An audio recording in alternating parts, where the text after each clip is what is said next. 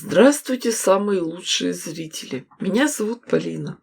Заметила одну вещь. Лежат новые красивые ткани, и нет никакого вдохновения из них сшить. Неинтересно. А нашелся текстильный мусор, и сразу столько идей. Для начала все мелкие обрезки еще больше измельчим. Отдельно соберем все зеленые лоскутки и придадим им форму ромбов. По нашей задумке это будут листья. Всю работу делаем на мини-гладильной доске. Подготовим основу. На небольшой кусок ткани уложим кусок клеевого флизелина, клеящей стороной наверх. И на него равномерным слоем укладываем наш текстильный мусор. И показываю свой секретный ингредиент. В нашу пиццу добавляем мелко порезанную клеевую паутинку. Равномерно ее распределяем. Когда вся основа закрыта, приступаем к декору. Выкладываем наши заготовки листочков. Под каждый листик подкладываем кусочек клеевой паутинки. Посмотрите, поперекладывайте. Ищите тот вариант, который вам больше понравится. Готовую картинку закроем куском фатина.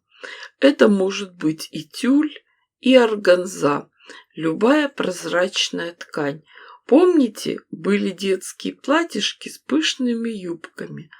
Это прекрасный материал для творчества.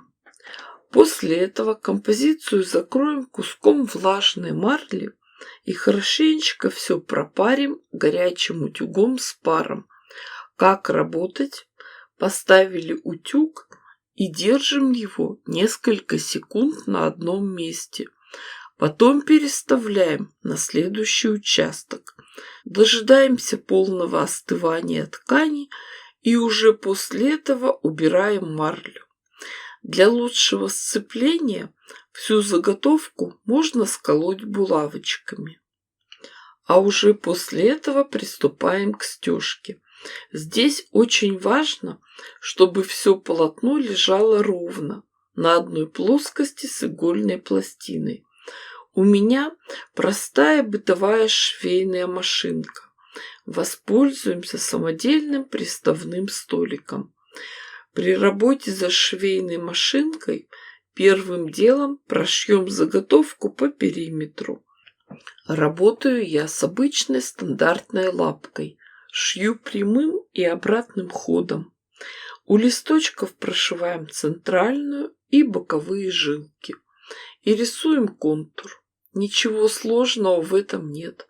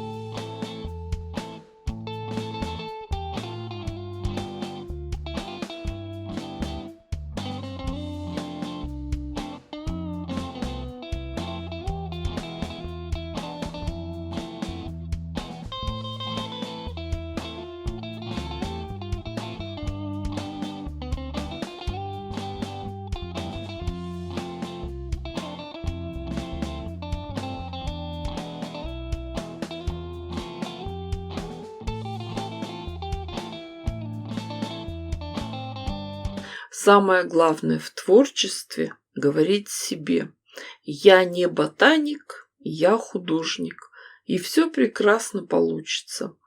Если остается свободное поле, то можно пройтись там каким-нибудь швом.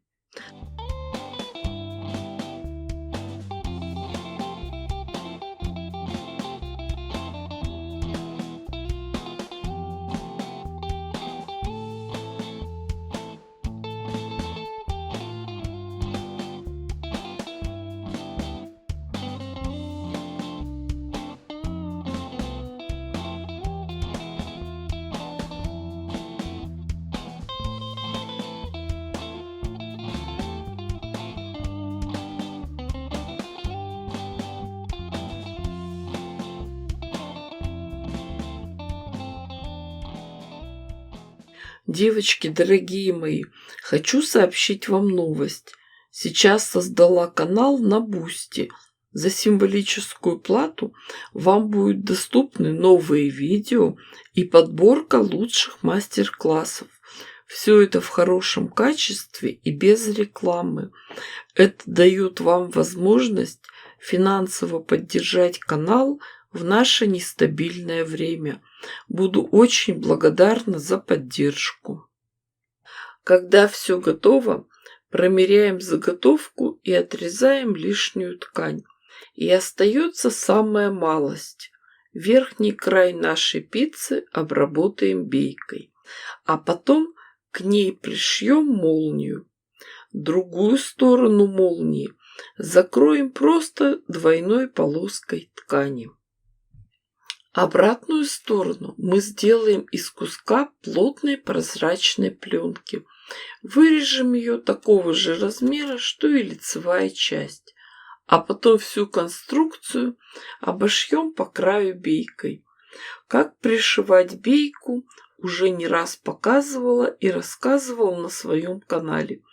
Единственное, сначала лучше прошить вместе лицевую часть и пленку, а уже потом обшивать бейкой. И смотрите, какая красота у нас получилась.